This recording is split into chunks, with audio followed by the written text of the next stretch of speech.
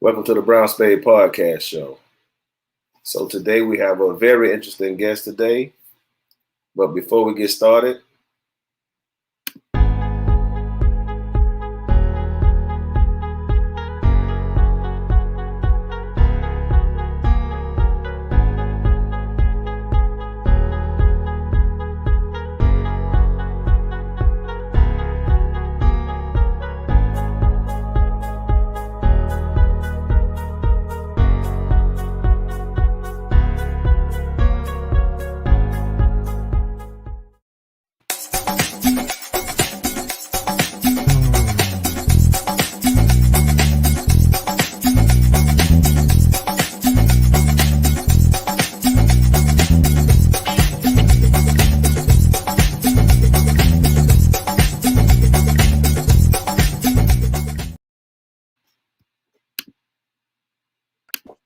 hey, what's going on? What's going on, fellas?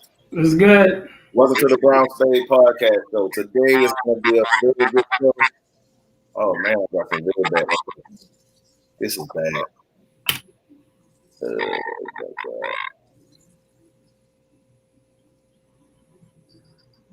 Okay. Let me click out and try to click back in. This is horrible. Yeah, I think it's something going on with his network, with his service. Hello. Is that better? Yes. Okay. So today, welcome to the Brown Spade Podcast Show. Once again, I got my brother Cleveland. It's still going on, man. This is bad. I can't believe this. My phone is off. Both of my phones are off. I don't know what's going on. All right. So today we'll be talking about. This is not good. Oh man, what's wrong with this mic?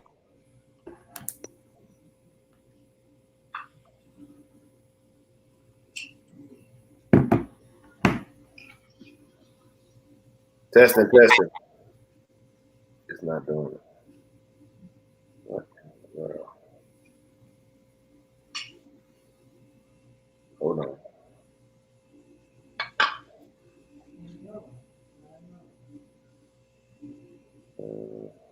Let me try.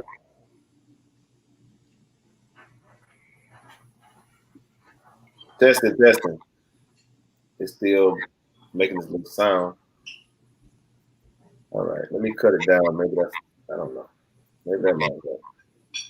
It's not. It's still echoing? Yeah, it's still echoing. We got a little bite to it.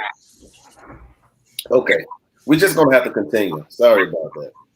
So today we have one of my co-workers. He's an editor. No, journalist, right? Journalist. Writer. Firefighter EMT. And community liaison. And a community liaison. He's a co-worker of mine. We've been working together for the last almost year. The last year. Yeah, for the last year. And so we've been talking, and hey, he's a good person. And I just I invited him to the show. He even brought up the title himself. So what's going on? What's going on, Ray? Oh, I am happy. You know, I'm probably, this is a period where I'm in the most creative, the most joyful, the most gracious and grateful. Right. And so today's subject is, how do you reconcile your faith and your sexuality? So, so you want to begin, Brother Ray? Well, what you want to know about that title? You know what I mean? Well, we could go as far. I mean, I thought your story was good the other day when you were telling me about your grandmother. And the reason why I felt like it was a good story, because I think a lot of times we misunderstand how, it's a lack of knowledge, because it's not we see it, but sometimes it's not in everybody's home, so people don't really understand. So I felt like this would like bridge the gap as far as having an understanding. Doesn't necessarily mean a person has to agree, but at least they have a better understanding. Okay. Right. So what we haven't said is your sexuality, because heterosexual people have sexuality. People who are orientated a different way, such as myself, where we're attracted to the same sex, and even sometimes fluid. When you're fluid and when you are attracted to the same sex, but you still believe in Jesus and you still believe in God, you go through a journey in terms of how do you make sense of the spiritual part of who you are, and a lot of the teachings, a lot of the background. My grandmother, you mentioned my grandmother. My grandmother's faith was the apostolic Pentecostal denomination.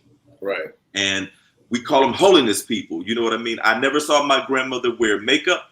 Right. I never saw her wear pants. I never saw her watch certain things on television that she viewed that were demonic. So when I remember when Poltergeist and when The Exorcist happened, she was not down with it. She was not watching those things. Right. And so, I come of age. I'm a 70s baby, so I'm kind of this is the 80s, early 80s, when I'm a little boy hanging out with my grandmother. And I was with some cousins one day, and it's interesting when you are othered, so to speak. Other people are always telling you who you are. So when you're black in the world, white people are trying to tell you who you are. Right. And then when you're othered based on your sexuality, you have heterosexual people telling you who you are. Right. So in this case, when I'm about maybe 6 or 7, I'm hanging out with some cousins over at my grandmother's house, and I walk past her bed to go to the kitchen, where the kitchen was, to go get some cookies. You know what I mean? We was watching TV. I wanted some milk and cookies. So when I passed through, I had a cousin tell me, "Why you walk like a girl? Right. Ray, you over there switching." Right. I don't know what he's talking about. Right. So, but the way he says it and the tone, it doesn't seem right. So I'm a little embarrassed. So I just go, when I get my milk and cookies, I go back and I lean on my grandmother and I fall asleep in her lap. Right. Well, the next morning I wake up and she tells me, she says, "I want to talk to you about what happened yesterday with your cousin." Right. I'm looking at her. Right. She says, "You have a spirit." What's she talking about? This don't sound good. You have a spirit. You got a spirit. And but how about this? Right. The God we serve is so good. If you pray, He'll take that thing right out of you. What is it about me that is defiled? I didn't know that word then, but now I'm talking in my adult mind. Right. What is it that needs to be taken out of me? Right. So we just let that rest. You know what I'm saying? And then growing up, that comment came along a lot. You know what I mean? Because in my pretend world, my mother used to watch Young and the Restless, Guiding Light, all the soap operas was on TV. Right. And so I would be like watching the TV, and I'd see the white girls with their long hair, and I'd go get me a towel, and that would be my long hair. And I started walking on my tippy toes because I would see my mom's friends. They wore high heels, so I wanted to be taller. So I'd be walking around, prancing around, and all of a sudden, people around me, that's not cool. Why are you walking on your tippy toes? Why are you carrying on like this? Right. And how old were you then? Like I said, I'm 6 or 7. Okay. And where was your father during this time? My father, now in my family situation, my father did not marry. My parents my mother was pregnant with me junior year of high school. Gotcha. And I was born senior year, January of their seniors, the second semester of their senior year. And so my father did not marry my biological mother. He, when around the time when I was born, he broke up with my mother, and he got with who became the woman, my other mother. I've been blessed to have many mothers.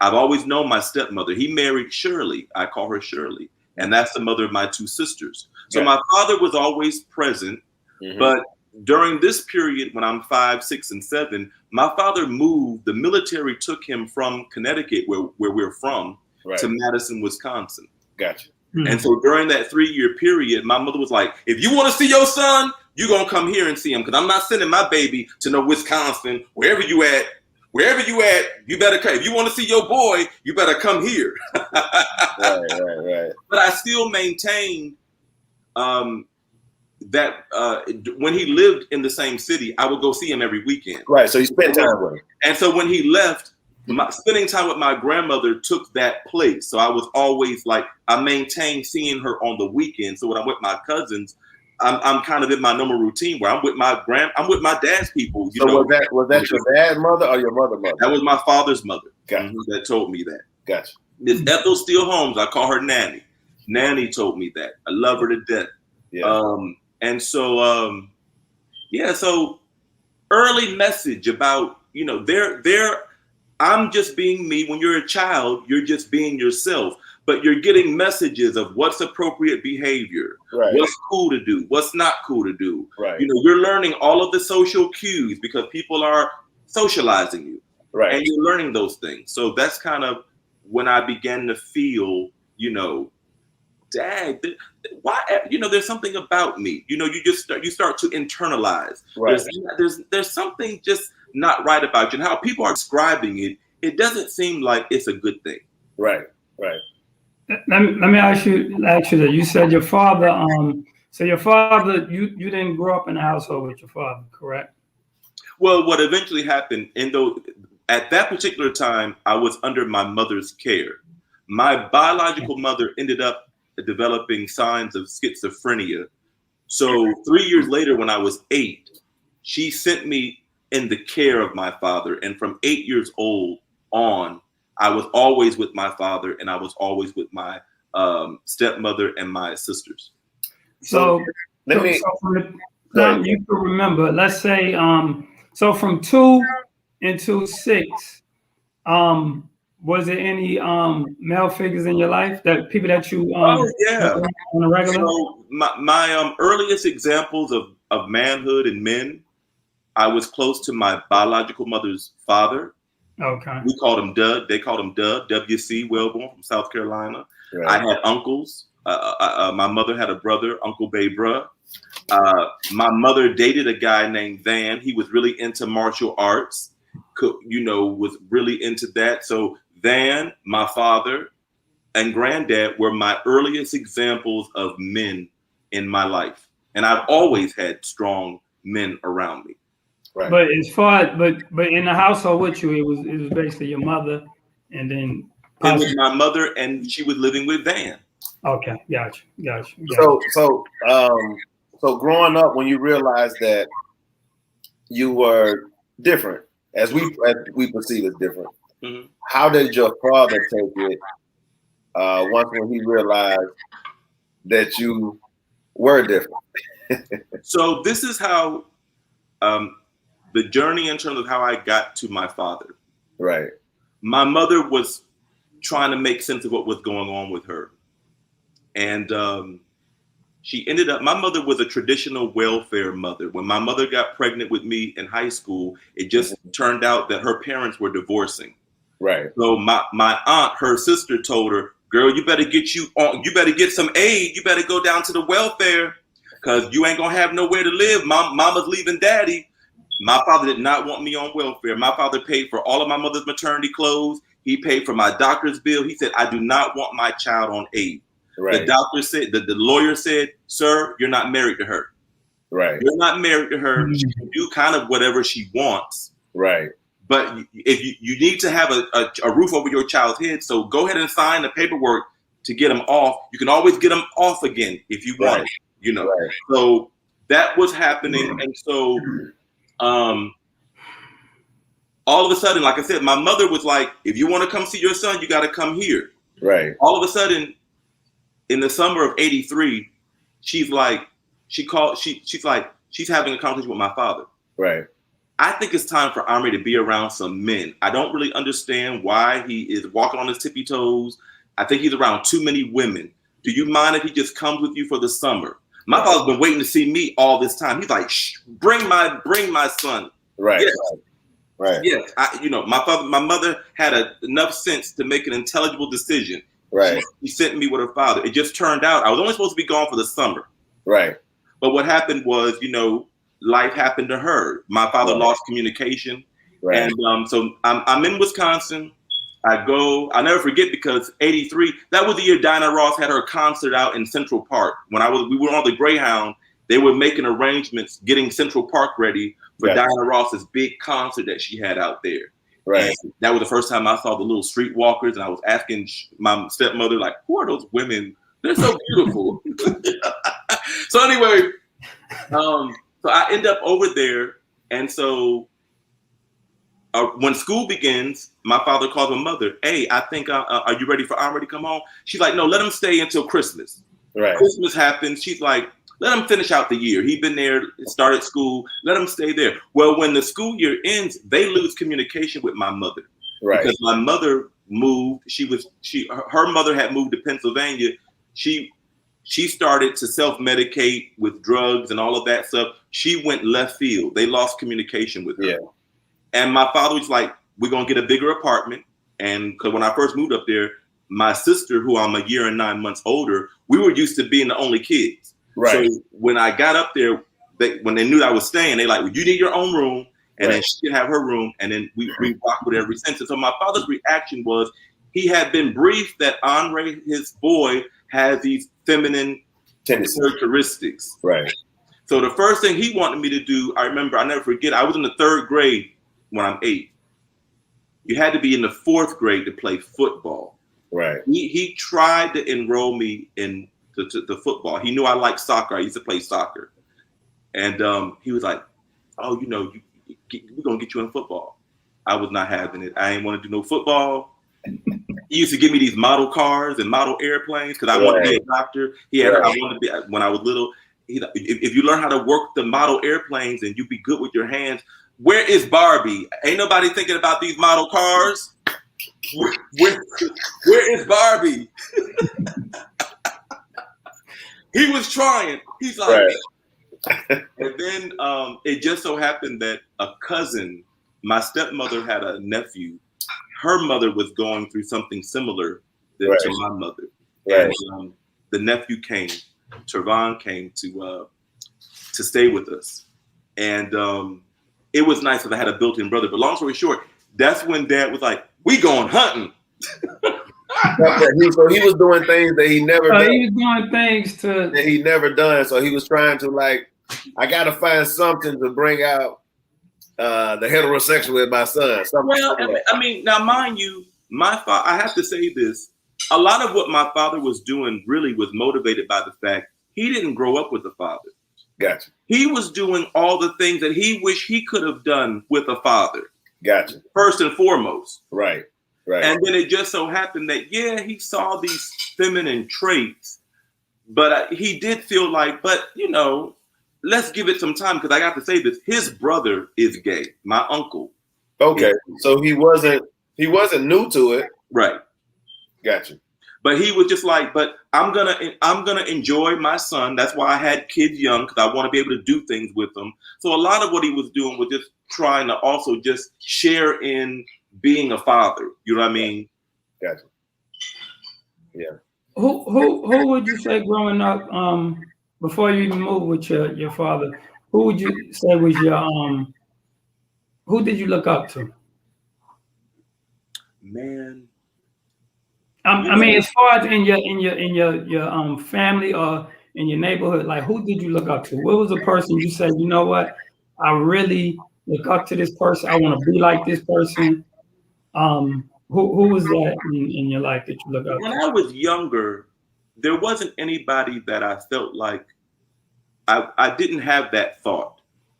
The thought that I had was how loved I was because my parents were young. Right. I was like the first baby. Right. Everybody wanted to hold me. Everybody wanted to love on me. Everybody wanted to, like, spend time with me. I just felt loved. You know what I mean? Right. I was my grandparents' kind of first male grandchild on both sides, maternal and maternal and paternal, and so that's the immediate feeling. And then now, when I got my grandmother's people are from Pennsylvania. Whenever I would go, she had a set of nieces and nephews who were really older than my father. They were old enough to be like aunts. Right. Because it was a 10-year difference between her and her oldest sister. Right. And so I remember to go to your point, whenever I would visit Honey and Russell, it was like the Cleavers. She would make that homemade lemonade, and Russell would reach in his drawer after dinner and give us candy. And what I later learned is my father built his manhood and built his sense of self around Russell. Was a very strong influence on him. And so I just used to always like going to visit Honey and Russell. Right. Because it was just so home and loving. You know what I mean? Gotcha. So, so when your daddy realized that he couldn't change you, was he like disappointed? Was there a breakdown in communication where he was like upset with you or anything like that, or he continued to accept you for who you are? He finally said, you know what, I'm just going to accept Andre for who he is. I'm going to use his words. My father used to enjoy watching Phil Donahue and that particular talk show. Yeah. And when I got to the age where I could converse with him, he used to love the news, and he had a thirst for knowledge, even though he only finished high school. He used to always say, Andre, you're a part of a generation. I'm a part of a generation where it's not like grandma. We're going to talk about stuff.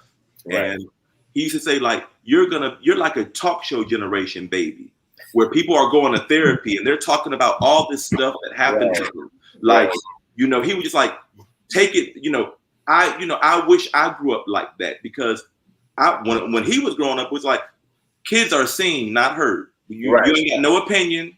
If you do have an opinion, it's considered back talk. People are not trying to hear it. He was always encouraging. He always wanted to know what I was thinking. So now I will say this. I was molested by an older cousin when I was maybe around 6. And nobody knew this in my family. This was just something, I didn't tell my father this until I was like 40 something years old. Right. The cousin was only about 5 years older than me. Right. That introduced me to sex at a very young age. So this was a male or female? This was a male. This was a male cousin. Gotcha. And it was from my stepmother's side of the family. Gotcha. And that just introduced me to sex early. So growing up, because I had a sister that I was a couple years older than. Right. I would kind of play grab ass with like her friends, and like if we had babysitters, because the babysitter would be like maybe 5 years older than me, I would be grabbing her titties and stuff like that. So my father would have these inclinations. He would be like, I remember one time he had heard that I had touched the babysitter, and he just kind of was just like, maybe this motherfucker ain't gay. Right, maybe he's coming around. He's coming around. So I didn't get like a whooping, or I didn't get reprimanded. It was just like, he was kind of happy you did it. Your dad was kind of happy you did. So, and then growing up, I had girlfriends and stuff like that, and I always enjoyed, I always, like I said, I just always was like one of them people. If you love on me, I'm gonna love on you, because I just grew up around so much love. And so, but getting to your point, we're gonna jump to when I was 19. That's when I had my first relationship with a dude. Okay. And I was living at home with dad, and I was going to college, and the guy, he was 16 years older than me. He would always come and pull up in the driveway, and then I would go outside. Right. And my father just confronted me one day, and he said, "Who is this guy that's always coming to pick you up?" Right. And I was acting like I ain't hear him.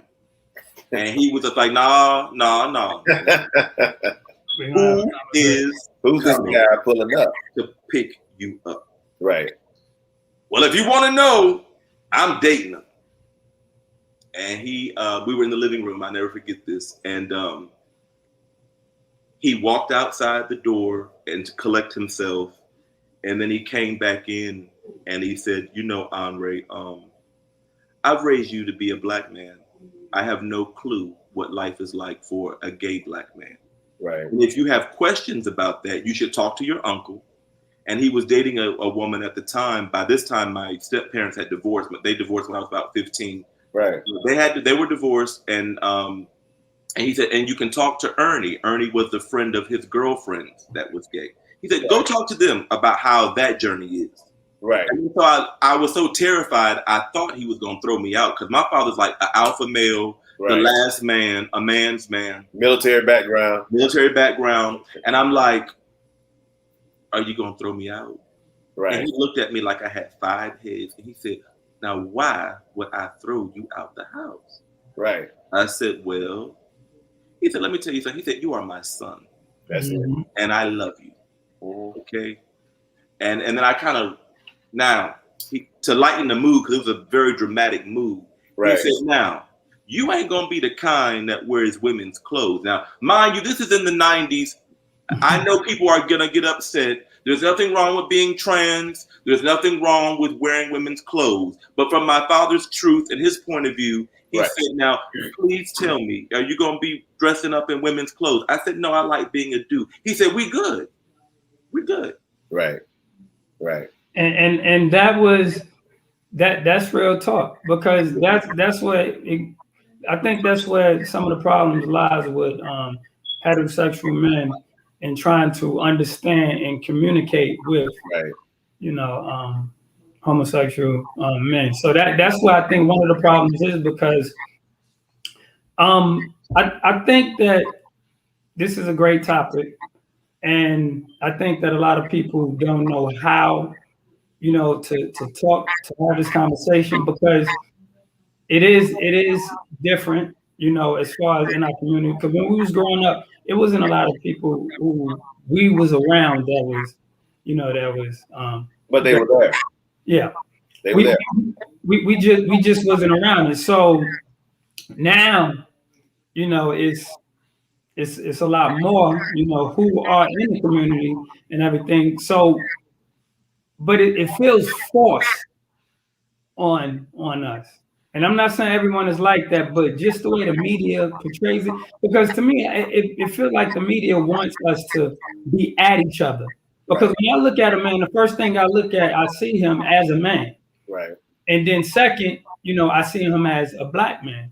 And then third, if he wants to, give me that information to let me know that, he is a gay black man, then yeah, that's fine. But I think the force is one of the issues that I have with just the way the media pushes it on us. Because I think the media force feed it on society. Let me say this. I think that everything is contextualized. One of the things that I definitely feel as a black person living in America, right? Black men have been under attack and under assault since arriving here. Mm-hmm. And we as a people, our need to have representations of strong men does not come out of nowhere. Right. A lot of black men were emasculated during slavery and emasculated during Jim Crow, and had to buck down and be less men to white men. Right. So I'm aware of the sensitivity that we as a community have around masculinity. Right. Now, that being said, gender expression and gender identity and sexuality is nothing new under the sun. Facts. When we were in Africa and in tribal indigenous people, there's no language for the word gay. There's some cultures have 6 different genders. Right. Through colonization, because some of the myth and some of the misinformation is the Greeks brought homosexuality. No. Right. There were Africans, Adobe. You can look this up. If you look up homosexuality in Africa, just Google it. You'll start finding information about how that manifested. So I'm saying this to say, to address this thing about it being forced. to me, that comes from the premise, once again, that the masculinity of Black men is under attack. Right. And so some people look at sometimes what is happening with the way that things are evolving as that's just another thing to effeminize Black men. Right. Okay. But what I'm saying is, if we take the attitude that sexuality and gender expression is nothing new. This has been going on. No. I agree. We had this, man, you had this similar conversation. Yeah. What you're saying is absolutely true. There have been gay people since the beginning of time. But I think also, just to piggyback off what my co-host is saying, like, so what do you think when they try to implement it in like cartoons? Do you think that's fair? Do you think that's pushing do you think that's an agenda when they start putting in cartoons? Well, here's the thing.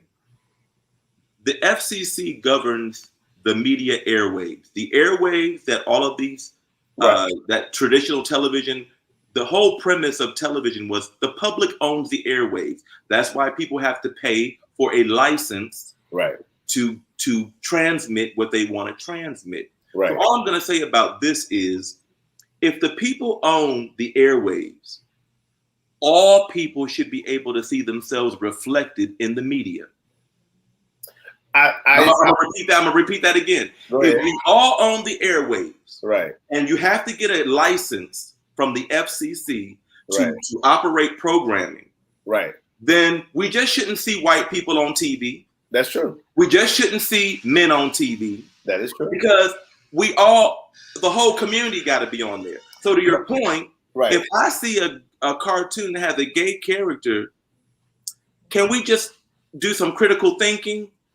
If there are gay children that exist, yes, they should in order, because mind you, going back to the conversation I had earlier, when people were telling me I had a spirit in me, how do you think that made me feel about myself? Yeah. There are people, I have an uncle right now. The uncle that's my father's brother is a stone cold alcoholic, was a crackhead, is dealing with all kind of substance abuse issues. Why? At the root of that, trying to be okay with who he is. Right. And I can't tell, sometimes seeing an example of a gay child, you don't know who that will help. Right. Because now here's the reality, because this is where I want to have this conversation with Black folks. Because to some degree, you almost sound like the white folks when they be like, why is there Black entertainment television? There's not a white entertainment television. No, motherfucker, all the channels are yours. You crying about one channel that's devoting programming to Black people. So to my heterosexual Black people, y'all talking about a cartoon character out of all the multitudes of characters that have been on television since they started this thing 75 years ago. That's got your panties in a knot. I see what you said. Fair enough. Yeah, that's a great point.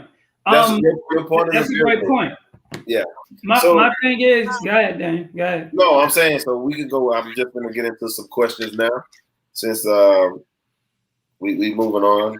All right. So what do you think about like the cancel culture? And we talked about some of this stuff before, but now since we're on air, about the cancel culture with they were mad at Dave Chappelle for saying what he said. We already talked about it, but could you repeat it again? Well, now I happen to like Dave Chappelle. I got a chance to interview him when I was an editor in Indianapolis. They had in Cincinnati, they used to have the Coors Light Jazz Festival.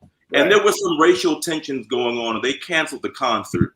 So I got a chance to talk to him during the aftermath of all of this. It was probably like early 2000s. To Dave Chappelle? Yeah, Dave Chappelle.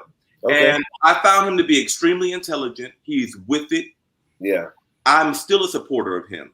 I think that what he is saying, his commentary on some of the things that are going on in the LGBT community is true. Right. Because here's the deal. We're dealing with a layered thing. Right. There are white gay men. Right.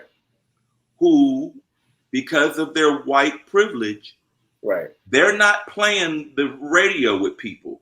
And when they feel under attack, they're going to let you know. Right. And so some of the pushback he gets is from that community, and but what I'm saying is I don't like when we censor comedians.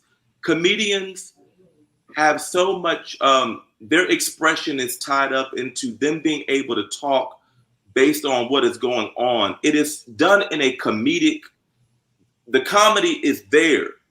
That's to why act like these people are making commentary like they're journalists, and to act like they're making commentary like they're policymakers. Can we put them into perspective? They are entertainers. But that's my point too, that the gay community and those other LGBT community in that community, they have to understand if you're going to be part of a community, you also have to, you're part of jokes as well. Yeah. White people not excluded from jokes, black people not excluded from jokes, right. Females, males, and vice versa. So if you want to be inclusive, and not to mention it's also freedom of speech, and it's also freedom of expression. So how can you have a problem with him expressing himself or herself as a comedic act when you don't want nobody to tell you how to be yourself? But this is their job. This is their job to tell jokes. And a lot of them make jokes about their own relatives, their own self, and their personal life. Because his overall point, and some of what he was talking about, is the industry, the entertainment industry, the suits that make these decisions have had no problem when it comes to denigrating black communities. They will have rappers, you know, I remember when gangster rap first came on the scene.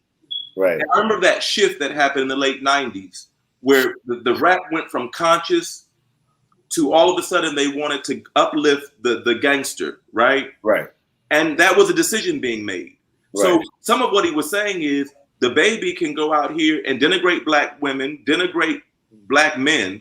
But the minute he says something about white gay men, now everybody's up in arms. Right. We should be able to understand that for what it is. Right. And also, I just want to say this too. I think that in the black community, as a heterosexual male, I think that sometimes I feel like people can be oversensitive, you know, and I get it. The people in the gay community, some of them have been attacked. I get that part and stuff like that. But everybody is not attacking you. You know what I'm saying? Mm-hmm. So it's not like giving, it's just like walking on eggshells. People scared to speak. It's like when white people say, "Oh, I have a black friend." Right. You know what I'm saying? And I don't. It shouldn't be like that. It shouldn't be like that. That's the part that I don't like. Yeah. And also, let me say this too. Like I don't like when they try to put their sexuality before their race. You don't like when what? When they put their sexuality before their race. In other words, that's not it. And to me, it's not a big deal. I've been seeing gay people since I've been a little boy. So it's like whatever you do, it's like you're an adult. You can do it. As long as it's in the law, it's in the confines of the law. That's how I feel. Well, here's the thing, Hardy. I think that it's almost like we shouldn't put people in a position where they have to pick which part of themselves they're going to protect which part of themselves. So what I'm speaking of is when you're at the intersections, right? When you are a woman and you're black, right, and then you're a lesbian, or when your being is infused with intersection. A lot of people don't understand this, but you don't get a chance to pick who you are. If I'm honest, a lot of the people who have said the worst things to me weren't white people. They were other black people surrounding on the issue of my sexuality. Right. I wasn't called faggot by white folks. Right. I wasn't called sissy and punk and all this stuff. Right. Some of the people that caused me the greatest pain weren't from racism. Right. So then to say that I'm supposed to now act like that didn't happen, that's not real. I think that one thing that we have to do is, first of all, we have to stop playing oppression Olympics. Mm-hmm. Everybody has a hard time in life. Right. Mm-hmm. You're not going to make it out of here alive. That's true. To debate who has it worse. Right. It's counterproductive. Right. Let us respect each other's pain. Right. And let us figure out how we can work together. Right, right. And that's one of the things that That's a great point. That's why I see a lot of times when people speak on gay rights, Mhm. and to me, explain to me how why should the gay community get different rights from everyone else? Do you agree or do you disagree with separate rights? Now, this is Firefighter Ray talking. This is my opinion. I haven't done no polls, and I Okay. haven't done no scientific research. So please don't be flooding me. Hey, Daniel. Also, they sent Daniel. So All I'm going to say this. My personal opinion is white gay men got very tired of families treating them like shit. Right. And then when their partners die, they come in and start taking shit. That's true. They start taking the money, they start taking the jewelry, they start taking the property, and they didn't fuck with them. And let me just get real raw. They didn't fuck with them when they was alive. Right. So what they said was, we have to have marriage. Right. Because when we have marriage, right, family just can't come up in here. Right. And just be taking shit. And I'm gonna be able to go see I'm gonna be able to make some decisions over my loved one.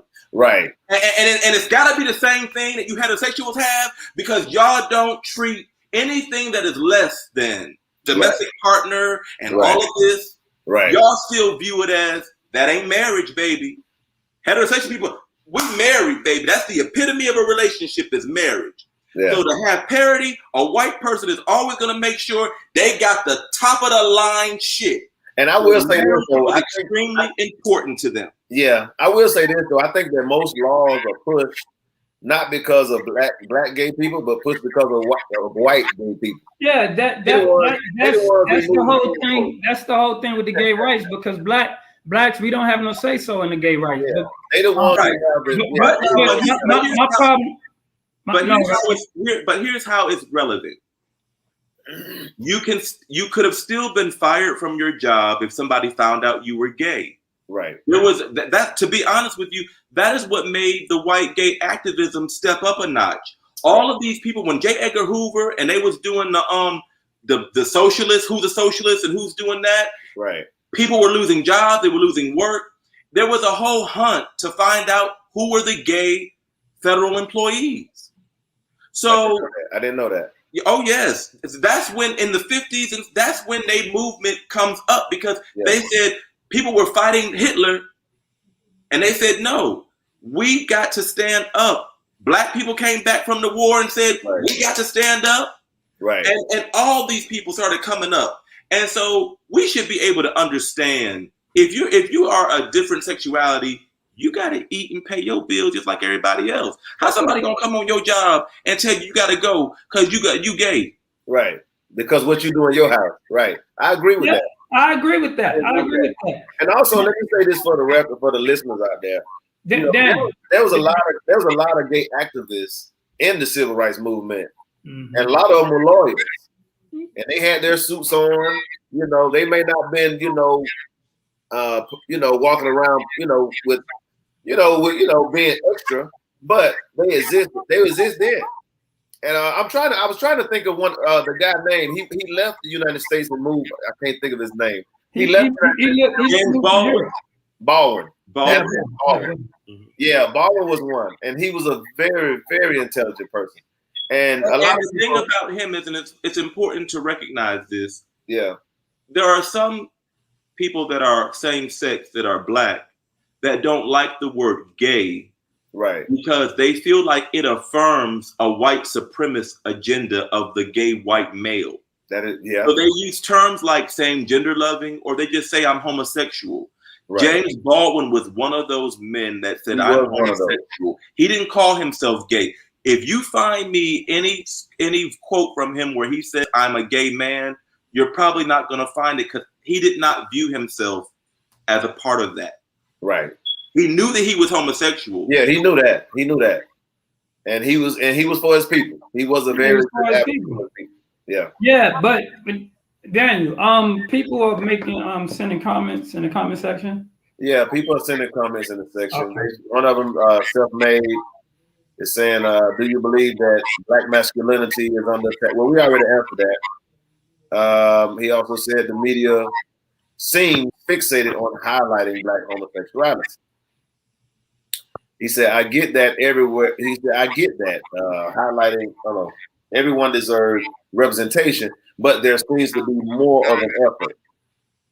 So basically what he's saying is they seem to push more black gay guys on TV versus any other ethnic group. I think that's what he's trying to say. Okay, so let's take that. Television has been around a lot of years. From a storytelling perspective, there is nothing new about seeing a heterosexual couple on TV. You done seen it ever since Ricky, Ricardo, and Lucy. True. A part of what's going on is, what is the new storyline? What's happening now? Television and artists are creating what is going on. So, like I said, in the early 90s, you didn't see hardly any gay people on television. It was a big deal when Ellen came out. Remember that? Yeah. The whole thing with her coming out, and that happened probably mid 90s. Right. You are seeing more storylines. Trust and believe. Your eyes are not deceiving you. There are more. The media is showing you more gay people. Right. They are. Right. They're also showing you more interracial couples. They're also showing you more. They're showing you a whole bunch of stuff. More autistic people are on television. They got shows with the main character that's on spectrum. Right. It's all kinds of things that are more of. That's a very valid point. That's a very valid point. It is. Yeah. It is. And I think, I mean, like I said, this is a great topic, and I appreciate you coming on here. And we actually having this conversation. And like I was saying, I brought up the comment as far as rights, as far as what rights the gays have compared to everyone else. And for me, I feel, human rights across the board should be for everybody. And just like when they say women rights, they say, black rights or whatever. I feel, human rights is one of the things that we should have stuck to and fought for, because that covers everybody, especially in the black community. In our community, I think we just so divided in so many different things. But you know what, though, Ray? I do think, just to piggyback off of Cleve, my co-host, is that I think it's by design for us to keep putting these labels to keep us divided. It divides us. It does. It divides us more and more. And then with that divide, then we start, by us not being around certain ethnic groups, because it might be the same with how certain white people look at black people, and the same thing as a heterosexual man looking at a gay person. You start building up these thoughts over time, but instead of just going and communicate with the person, talking to the person, getting to know that person on a case by case basis. And my one of the things that really hits, triggers things from me not even didn't want to have a conversation, is because when you have this conversation, and if you don't agree with the person, the first thing they highlight is you homophobic. Right. To me, so can you explain to me what is considered to be homophobic? Because they say it so much, like they say it so much. They use that word so much. Right. Well, let me just tell on my own self. Because we're all raised in a patriarchal, racist, sexist, homophobic culture. Right.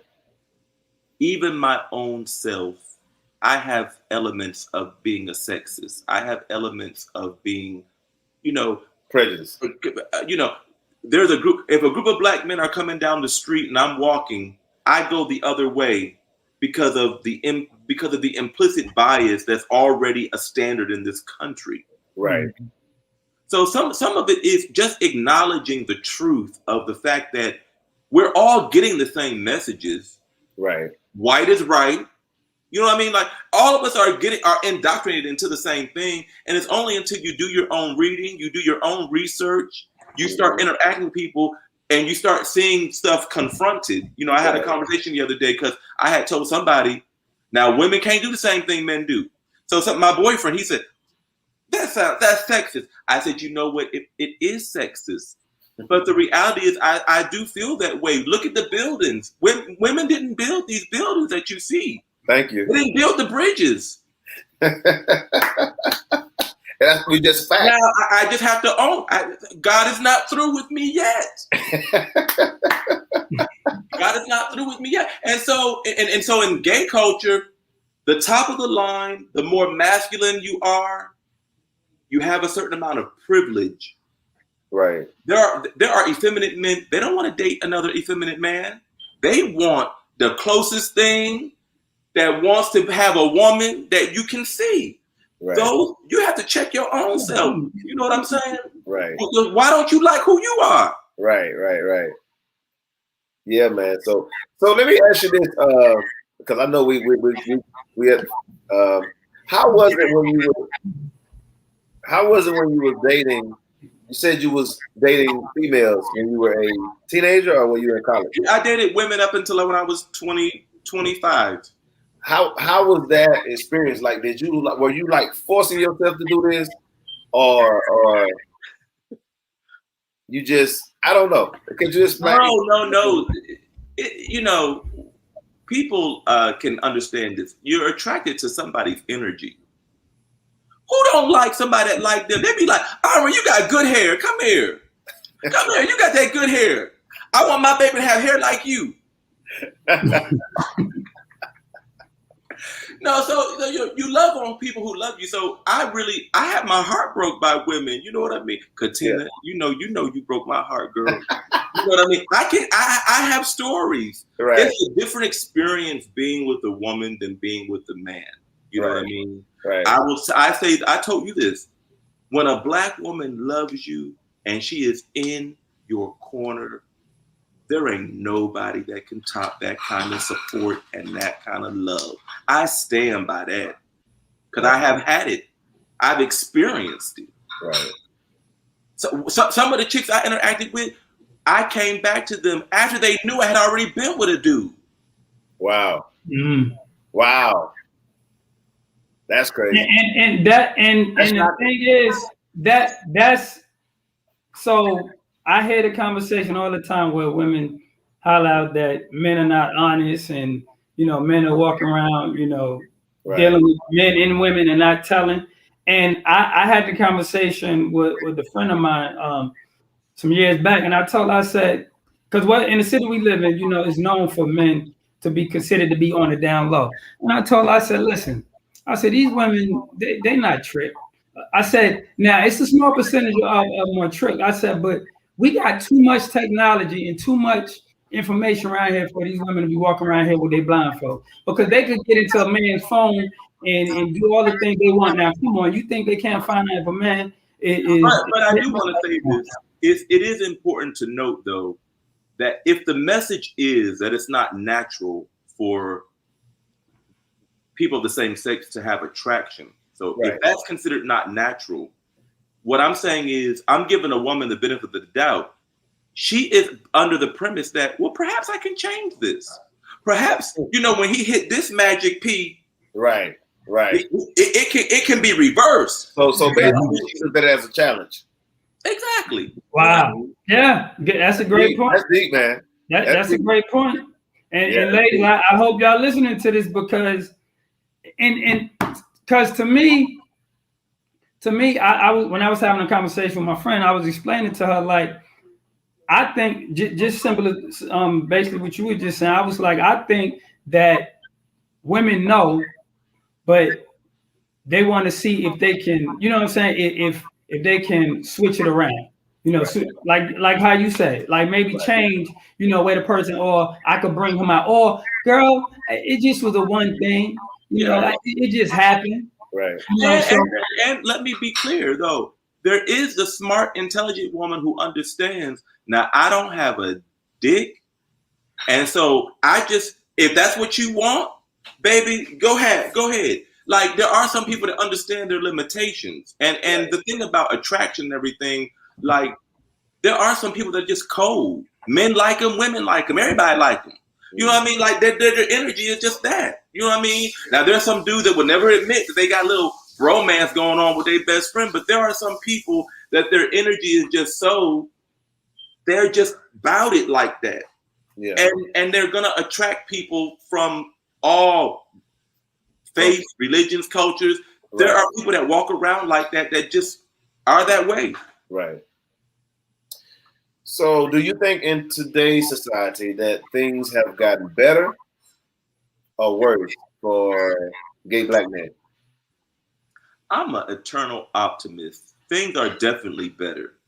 Like, you know, the culture that I work in, you know what I mean? I'm getting ready to launch a whole bunch of trainings. They've made it a law where I work, they've made it a law to have cultural humility training. Now, I was working on this 2 years ago. It wasn't a law then. It went nowhere. Right. Now that it's a law, everybody like, what was that you was working on? What was that you were working on? So things. So this is an outside group that's going to come in and. No, this is all internal. It was done internally. So you're gonna be on the city clock doing it. Huh? You're gonna be on the city clock doing it. Yeah. So they get free service. Well, I mean, it'll probably be on shift. Right, free service. Right. But we're gonna look, once you give me the knowledge, baby, I can take this around the region and get paid on the back end. That's true. That's true. That is true. So no, real talk though, things are better. We are evolving. You know, I know we didn't touch on it, but all this stuff with Me Too, like these social justice movements, I know we're kind of in this moment where we're on at a pendulum. Right. You know, it's way overboard. I think we are going to come into the middle because real talk, there is a new way that men need to engage with women. A beautiful woman gets tired of having y'all in her face and she minding her business and you come feeling like you can just touch on her and say anything to her. That shit is wrong. When gay people do it to you, you don't like it. You want to bust them in the face. She can't bust you in the face. You know what I'm saying? Now that's a small percentage of men that do that. That's not a large percentage. Yeah, I don't think. I was like, y'all are men. Let's get some women. I'm gonna just say this: an attractive woman has somebody in her face every day. I agree. Every day. I agree. Every day. And you don't think. And all I'm saying is, and you don't think that when she's just trying to get her mail and walk her dog. The other day in front of my house, a lady, it was 10 o'clock in the morning. She had a whole walking stick with her dog. I asked her, I said, I like that walking stick. She said, you never know. At 10 o'clock in the morning, a woman has to be cognizant of who can run up on her. Men got to check themselves with that. A woman should be able to walk down the street without that. Well, I think that could be more of a crime thing versus I'm trying to talk to you type of thing. Yeah. I understand, but I'm just getting at that the hunter's instinct of men that they claim supports this behavior.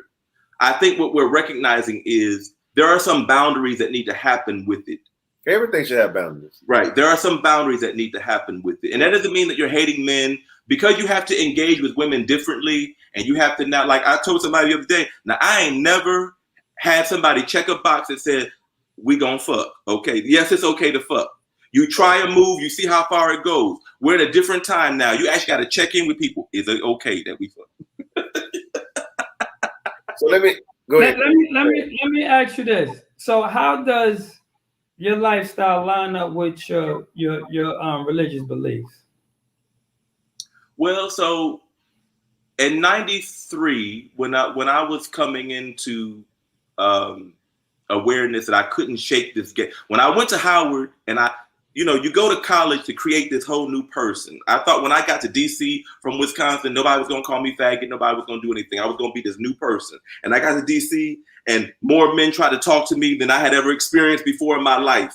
So one dude approached me. I was at the movies with my girl, asked me for my number. Yeah.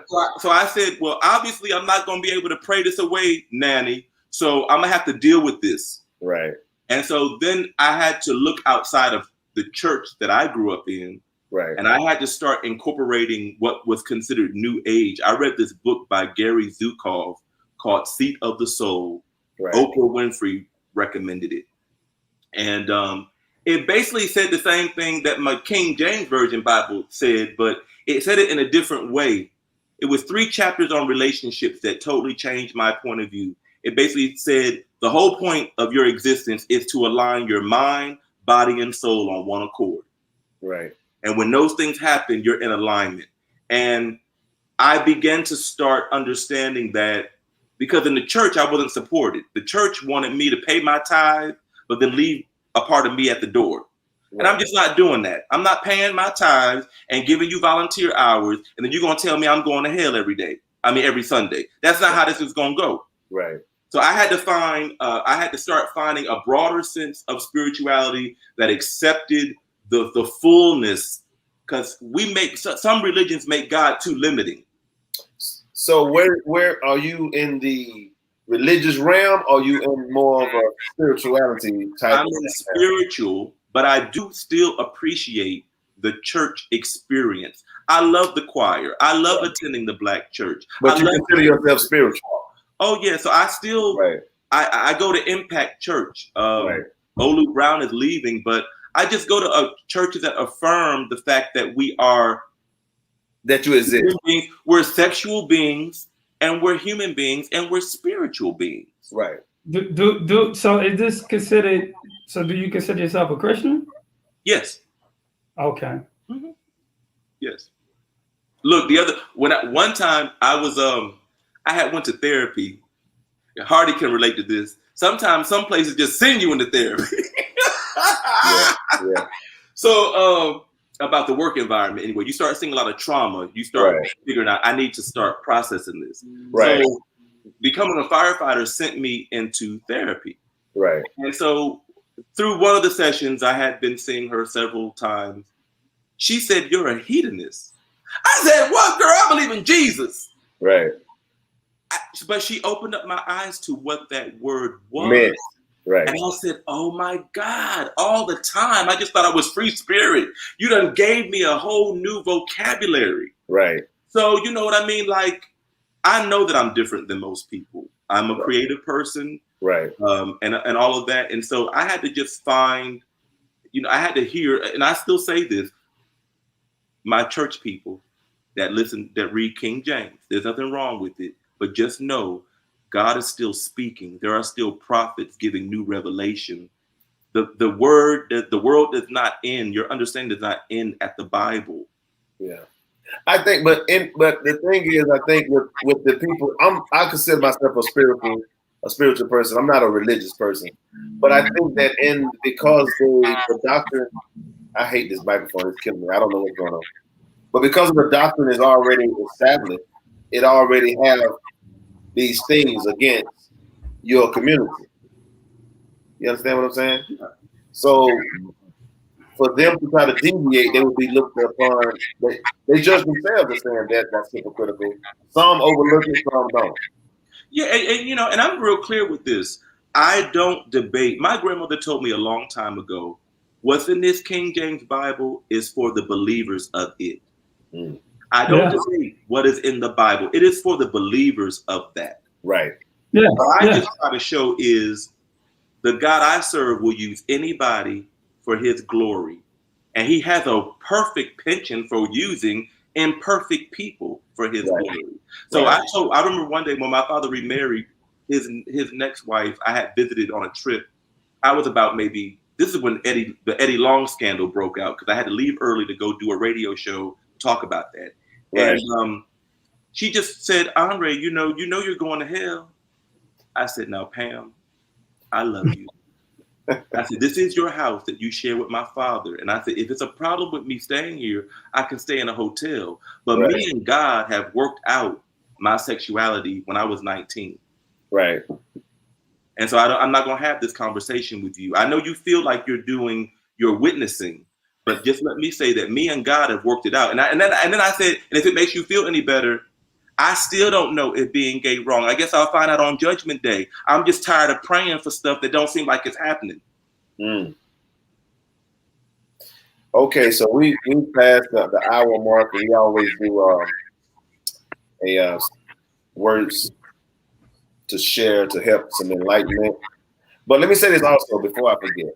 I almost forgot. I know later on. I know you'll be doing your politician thing later on, right? Couple years. I hope so.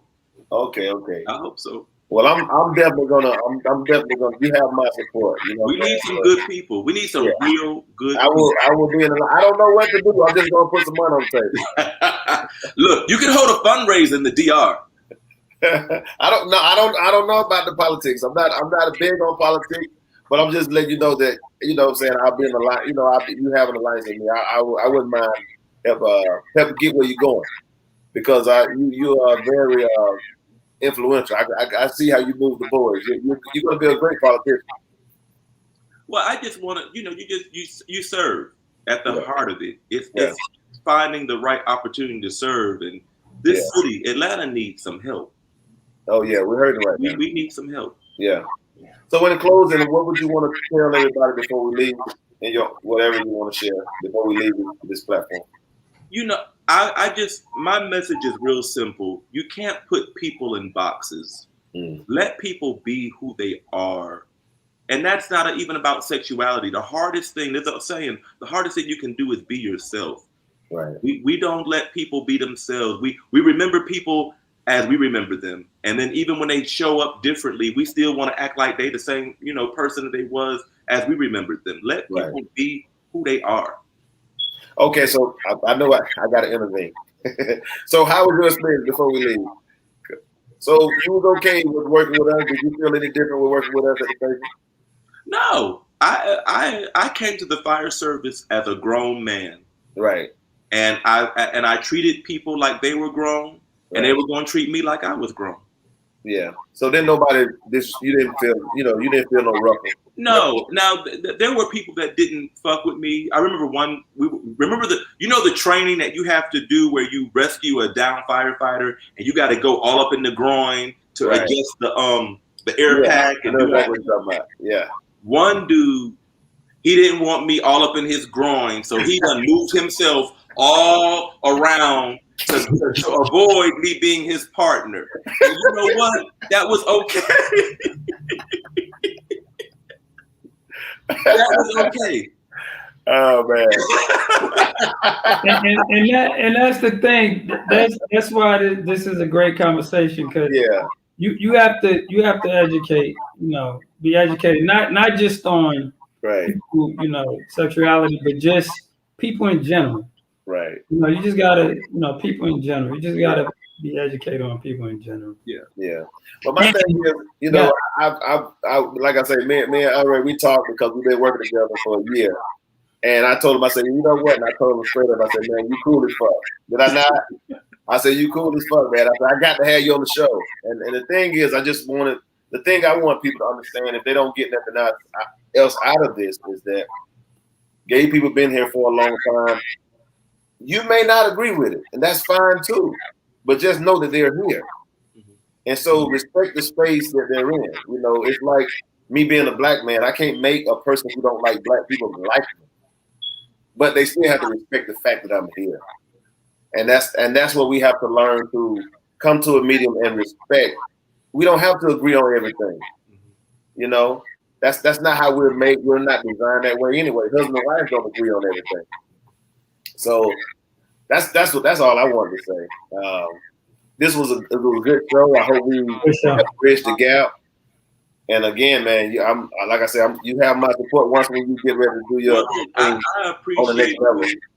Congratulations on your retirement and everything. I mean, it's an accomplishment to hang in there and do everything, because it's a lot of stuff. It's a lot of distractions. You stayed the course. You followed through. And just continued in this third act, man. Continue. Yeah. All right. Thanks for coming in, and hopefully we can have you again in the future. And on that note, we out. All right. Take care. Peace.